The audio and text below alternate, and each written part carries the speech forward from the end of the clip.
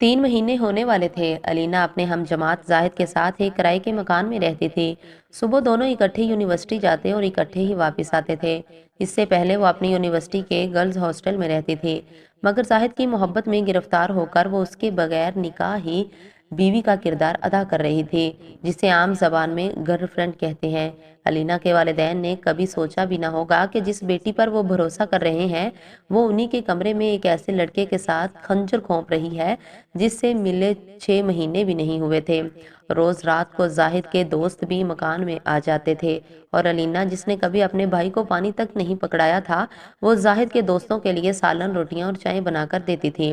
अलीना की कुछ हम जमात लड़कियों ने उसे समझाया भी था कि इस तरह अपने माँ बाप के भरोसे को ना तोड़ो और अपनी इज्जत खराब ना करो, मगर अलीना उन्हें ये देखकर खामोश कर देती कि मेरी जिंदगी है, तुम्हें क्या है, मैं जो भी करूं। 3 साल गुजर चुके थे। इस दौरान अलीना ने जाहिद को बहुत मर्तबा कहा कि हम निकाह कर लेते हैं, मगर शाहिद उसे हर बार टाल लेता। ये सिलसिला इसी तरह चलता रहा। मैंने बहुत चालाकी दिखाई और अपने वालिदैन को इस बात की बिल्कुल खबर ना होने दी। अलीना उम्मीद से हो चुकी थी। जब जाहिद को बताया तो वो चौंक सा गया। जाहिद को ये सुनकर गुस्सा आ गया। 2 दिन गुजर गए, मगर जाहिद ने अलीना से बात तक नहीं की। वो शख्स जो 3 साल से दिन रात मोहब्बत के नगमे गाता था, अब वो अलीना की तरफ देखना भी पसंद नहीं करता था। अलीना भी जाहिद के इस रवैये से बहुत परेशान थी। दूसरी परेशानी उसके पेट में पल रही थी। अब जाहिद रात को देर से घर आता और आकर खामोशी से सो जाता। अलीना रात रो रो कर गुजार देती, मगर जाहिद को उसके रोने से जरा भी फर्क नहीं पड़ता था। एक दिन अलीना ने जाहिद के करीबी दोस्तों को जाहिद की मौजूदगी में बुलाया और उन्हें बुरी बात बताकर कहा कि भाई प्लीज आप लोग जाहिद को समझाएं और उससे पूछें ये मुझसे बात क्यों नहीं करता, मेरा कसूर क्या है। जाहिद के दोस्त उसी तरह के थे। उन्होंने जाहिद से बात करना शुरू की। एक दोस्त बोला, तुम लोग निकाह क्यों नहीं कर लेते। अलीना बोली, मैंने बहुत बार कहा है मगर ये सुनते ही नहीं। जाहिद ये बात सुनकर हंस पड़ा। सब लोग हैरत अंगेज निगाहों से जाहिद को देख रहे थे। जाहिद ने अलीना को कहा कि तुम बाहर जाओ। अलीना ने कहा, क्यों, मेरे सामने कहो जो कहना है। जाहिद गरज कर बोला, दफा हो जाओ इधर से। अलीना रोती हुई कमरे से बाहर चली गई। उसे जाहिद के रवैये का इतना सदमा पहुंचा कि वो कमरे से बाहर जाते ही बेहोश होकर जमीन पर गिर पड़ी। इसका इल्म न जाहिद को हुआ और ना ही उसके दोस्तों को। वो लोग अपनी बातों में मसरूफ हो गए। जब अलीना को होश आया तो उस कमरे से आने वाली जो बातें सुनाई दी वो ये हैं, यार तुम लोग पागल हो गए हो क्या, मैं इससे शादी क्यों करूं, पेट से हो गई है तो क्या हुआ, साली को अस्पताल ले जाकर सारा काम सीधा कर दूंगा। और वैसे भी पता नहीं जो बच्चा इसके पेट में पल रहा है वो मेरा है भी या नहीं।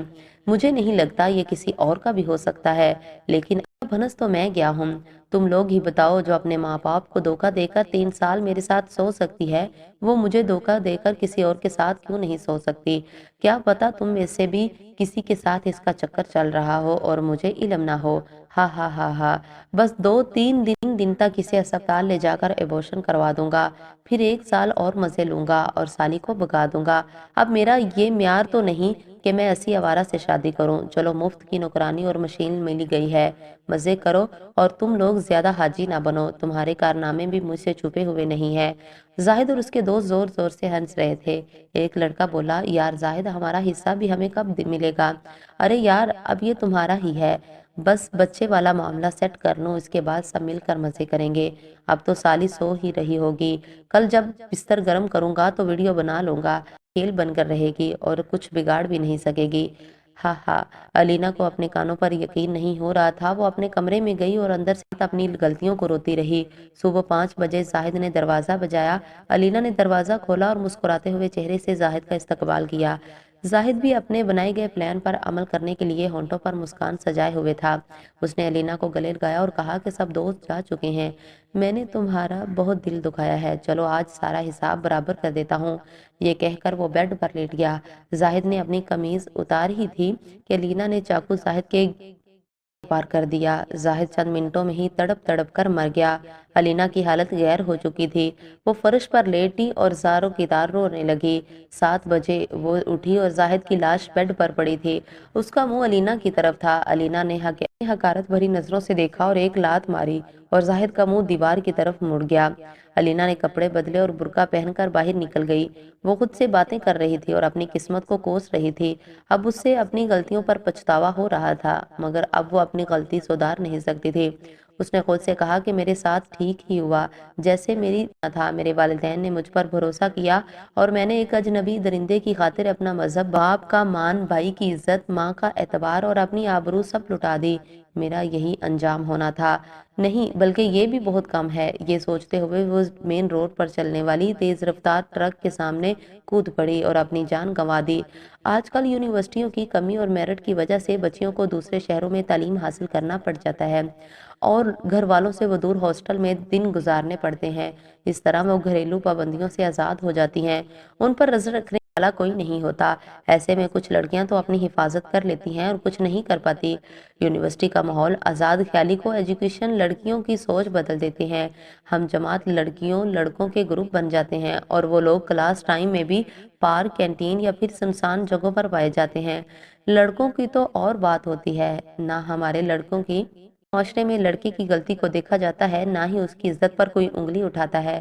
سب برا لڑکیوں کا ہی ہوتا ہے۔ اس لیے اگر آپ کے والدین نے آپ پر اعتماد کیا ہے تو ان کے اعتماد کو نہ توڑیں۔ جب بیٹی گھر سے باہر بھائی کے ساتھ بھی چلی جائے تو ماں باپ کو فکر لگی رہتی ہے۔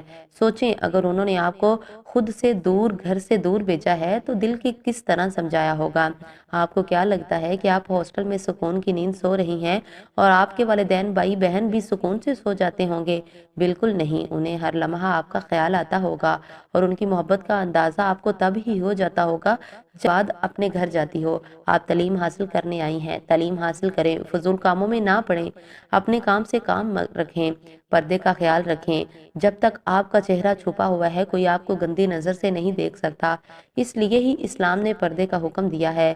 اکثر لڑکیوں کا لباس گھر میں اور طرح کا ہوتا ہے اور یونیورسٹی میں اور طرح کا۔ آپ کسی اور کو دھوکہ نہیں دے رہی، اپنے آپ کو اور اپنے والدین کو دھوکہ دے رہی ہیں۔